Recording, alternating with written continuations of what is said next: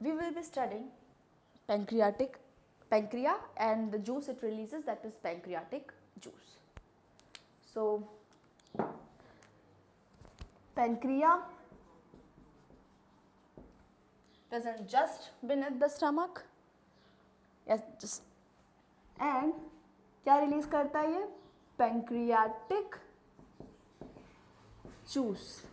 So pancreas release pancreatic juice. What it contain? It contains two enzyme. Number one is trypsinogen and second is pancreatic lipase.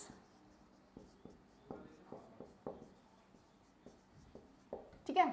So pancreatic juice, trypsinogen and pancreatic lipase. Trypsinogen inactive form है, converted into trypsin. कैसे? By basic pH 8.1. इसको ये basic pH कौन provide करता है? Bile juice release by the gall bladder. Okay. Now trypsin क्या करता है? Again it is a protein digestive enzyme. So it is protein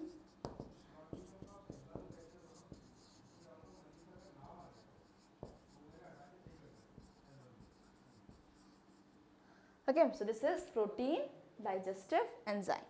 बड़े बड़े प्रोटीन मॉलिक्यूल को सिंपल पेप्टाइड्स में कन्वर्ट करता है.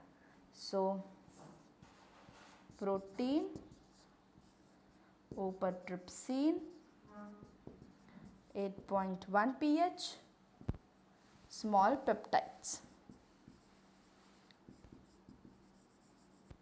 ओके.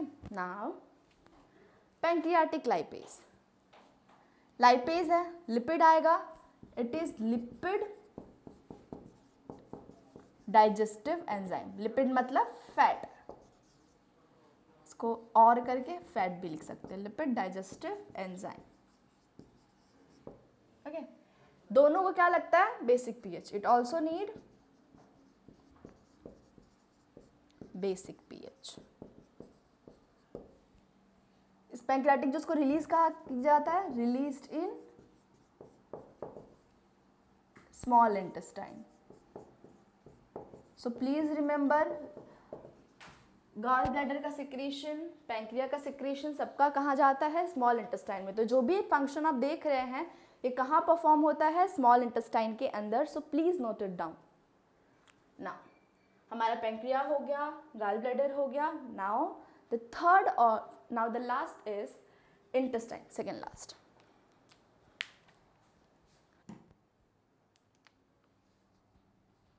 Small intestine.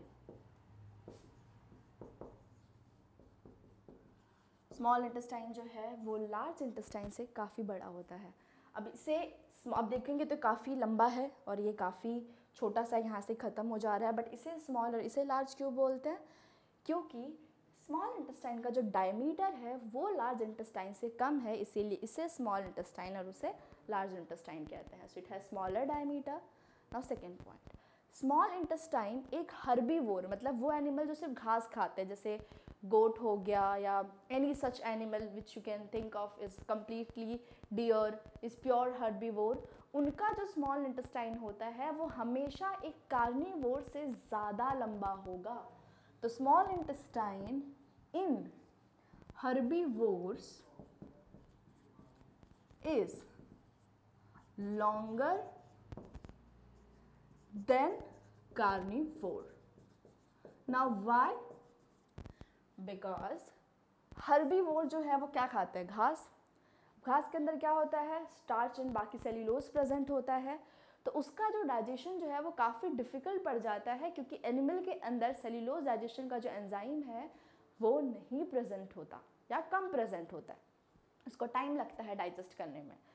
इसके लिए स्मॉल इंटेस्टाइन लंबा होता है ताकि एटलीस्ट पूरा डाइजेशन हो पाए, और जब तक वो लार्ज इंटेस्टाइन में वेस्ट मटेरियल के लिए जाए मैक्सिमम जो न्यूट्रिएंट है वो एब्जॉर्ब कर पाए. अगर वो छोटा होता है तो मैक्सिमम अनडाइजेस्टेड फूड होगा वो तुरंत ही लार्ज इंटेस्टाइन में पहुंच जाएगा. इसके लिए हर्बीवोर में जो स्मॉल इंटेस्टाइन है वो लॉन्ग होता है ताकि न्यूट्रिशन का एब्जॉर्प्शन पूरा हो पाए. तो extra coiled structure of small intestine in any animal help in complete absorption of food. Now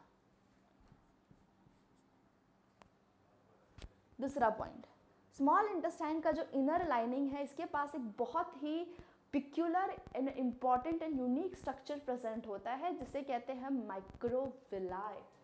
so inner lining of small intestine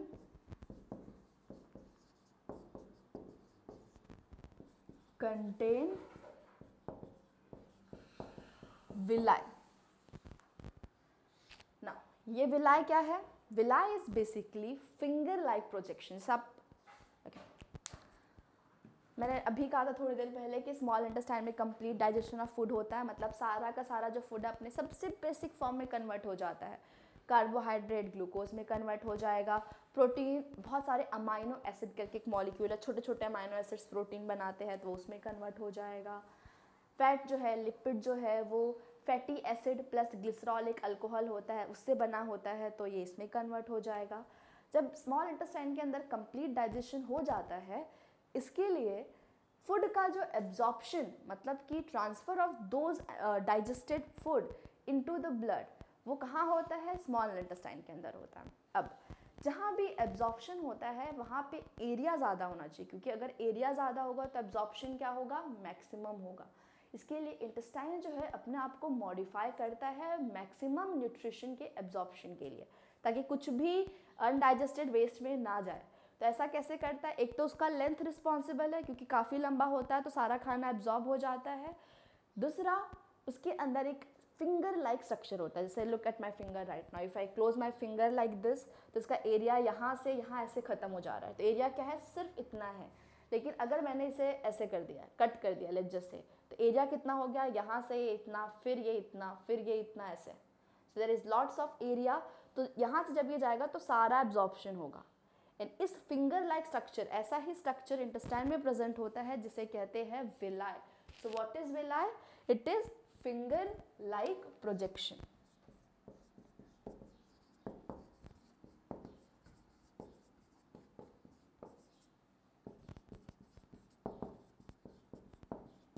function क्या है? Increases surface area,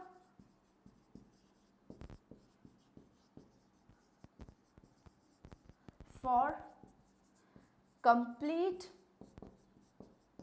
absorption of nutrient. It's very important, बहुत बार पूछा है. तो what is microvilli and its significance, या intestine में ऐसा कौन सा स्ट्रक्चर प्रेजेंट होता है जो एब्जॉर्प्शन में हेल्प करता है, या to modification in intestine which help in absorption.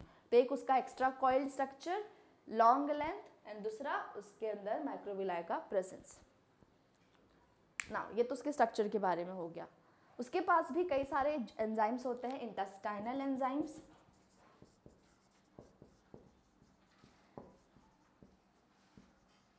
जो किसमें हेल्प करता है? Help in further digestion of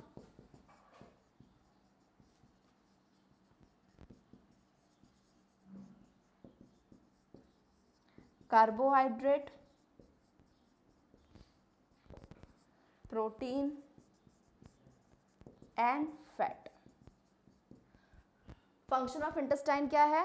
complete digestion and absorption of nutrient. So this is the function of intestine.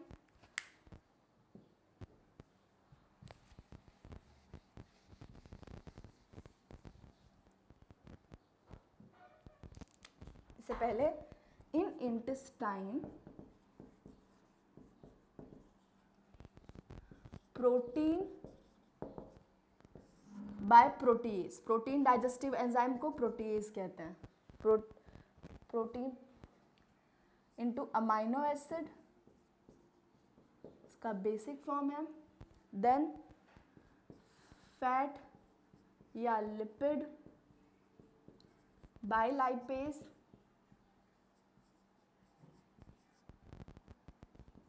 Fatty acid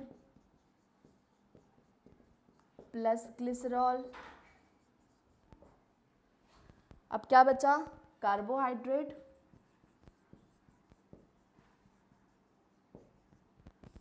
by carbohydrase, या यहाँ पे आप enzyme नहीं लिखेंगे तो भी चल जाएगा, इनटू ग्लूकोज। सबसे सिंपल फॉर्म है कार्बोहाइड्रेट का ग्लूकोज, जो हमारा रेस्पिरेटरी सबस्ट्रेट भी है। तो इन intestine all the food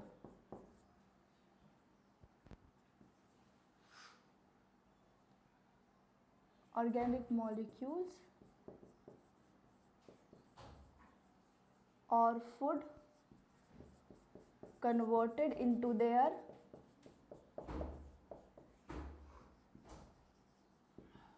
simplest form। तो प्रोटीन का simplest form, amino acid fat का, फैटी एसिड कार्बोहाइड्रेट का ग्लूकोज, स्टार्च ग्लूकोज में यहाँ पे फाइनली कन्वर्ट हो जाएगा। तो ये इसका वन फंक्शन है। दूसरा है एब्जॉर्प्शन ऑफ न्यूट्रिशन, जो मैंने ऑलरेडी मैक्रोविलाई में बता दिया है। सो खाने का एब्जॉर्प्शन कहाँ होता है, यहाँ पे, एब्जॉर्प्शन ऑफ न्यूट्रिशन या nutrient with the help of villi. So this is small intestine. Now third organ is last organ actually, या second last is large intestine। जो भी खाना डाइजेस्ट हो गया है, हमने न्यूट्रिएंट उसमें सब कुछ एब्जॉर्ब कर लिया है, बचा खुचा जो वेस्ट मटेरियल है जो हमारी बॉडी ने डाइजेस्ट नहीं किया है, वो सब का सब स्मॉल इंटेस्टाइन से ट्रांसफर्ड होता है लार्ज इंटेस्टाइन को। और लार्ज इंटेस्टाइन को कोलॉन भी बोलते हैं, ठीक है। तो कोलॉन इसका ये वाला पार्ट है actually. Now colon actually ascending, transverse और डिसेंडिंग 3 पार्ट होता है कोलॉन का, but you don't have to study it. Similarly small intestine का भी 3 पार्ट है, duodenum, jejunum and ileum, but you don't have those things. So in the colon transport undigested food to the anus, जहाँ पे anus से वो remove हो जाता है। तो लार्ज इंटेस्टाइन में आपको ज़्यादा कुछ नहीं पढ़ना है।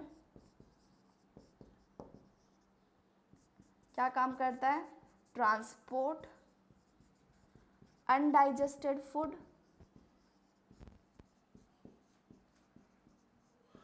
To anus. इसका एंड पार्ट क्या है कोलॉन का, large anus, for defecation, that is removal of fecal matter, for defecation।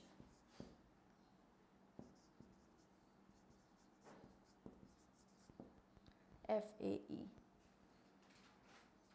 defecation, okay. And एक और चीज़ होता है, जो वाटर प्रेजेंट होता है फूड में, वो भी एब्जॉर्ब कहाँ होता है, लार्ज इंटेस्टाइन में। So absorption of water takes place here.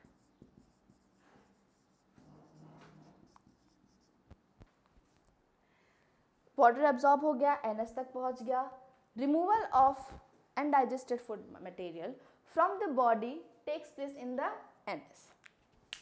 NS के पास बेसिकली 2 ऐसे मसल होते हैं रिंग शेप का, जो रेगुलेट करता है। जैसे जब भी हमें फीकल मैटर रिमूव करना होता है तो हमारे कंट्रोल में होता है, whenever we want to. It's not like हमारी, जैसे फूड का जो ट्रेवल है वो ईसोफेगस से जब मूव करता है स्टमक में, तो वो हम नहीं रेगुलेट कर पाते हैं।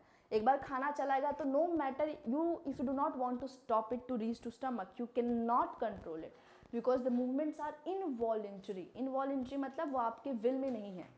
If you want to, you can not stop, but removal of the waste material is under your control, क्योंकि एनएस में जो 2 स्फिंक्टर प्रेजेंट होता है, एक इंटरनल एक external. Internal is involuntary, but external जो फाइनली रिमूव करता है it is voluntary. So when you want to, then and only then defecation occur, that is removal of waste material. So anus, it is opening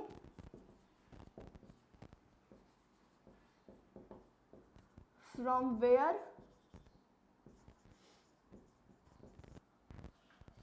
removal of waste material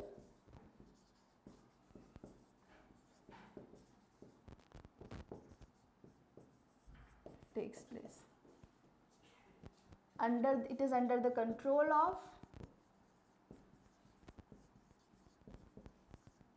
voluntary and involuntary sphincter. ठीक है, voluntary कौन सा है? Outer वाला, जो regulate करता है कि कब फीकल मैटर रिमूव करना है। वन लास्ट पार्ट, ये कोलॉन का एक आखिरी पार्ट है, इस तरफ दो है इसके एंडिंग, एक लास्ट में जहाँ पे इंटेस्टाइन में ये ओपन होता है, उसके एंड में एक स्ट्रक्चर प्रेजेंट होता है अपेंडिक्स। अपेंडिक्स जो है वो एक वेस्टिजियल ऑर्गन है। वेस्टिजियल ऑर्गन क्या होता है? ऐसा ऑर्गन जो कभी वंस अपॉन अ टाइम हमारे लिए काम का था बट अब इट इज़ नॉट यूजफुल। जैसे when we were in the stone age time, वहाँ और फायर का डिस्कवरी नहीं हुआ था, तो जो भी खाना हम खाते थे it used to be raw, uncooked. तो रॉ फूड खाने के लिए, जैसे हमने घास ऐसे ही खा लिया बिना पकाए, उसके अंदर सेल्यूलोज प्रेजेंट होता था। सेल्यूलोज डाइजेशन थोड़ा डिफिकल्ट होता था, तो ये जो अपेंडिक्स वाला पार्ट है वो सेल्यूलोज डाइजेशन के लिए एंजाइम प्रोड्यूस करता था, जिसको डाइजेशन में हेल्प करता है। But after discovery of fire we started eating cooked food, जिसकी वजह से सेल्यूलोज का डाइजेशन ईजी होने लगा और अपेंडिक्स का अब यूज़ नहीं रहा। तो जैसे जैसे उसका after some time, after certain generation, जब आपका ऑर्गन किसी काम नहीं आता है तो धीरे धीरे धीरे धीरे वो एकदम मूट हो जाता है, आई मीन अब यूज़ नहीं हो रहा है, इसके लिए इसे क्या कहेंगे? वेस्टिजियल। इसके अंदर कुछ ऑर्गेनिजम्स ग्रो होते हैं अभी भी, और इसीलिए जब इसको रिमूव कर देते हैं, कभी स्वेलिंग आ जाती है, तो we don't have any problem in that. So here is digestive system is over. Please note it down, study it, and then I'll give you some question regarding it. Thank you.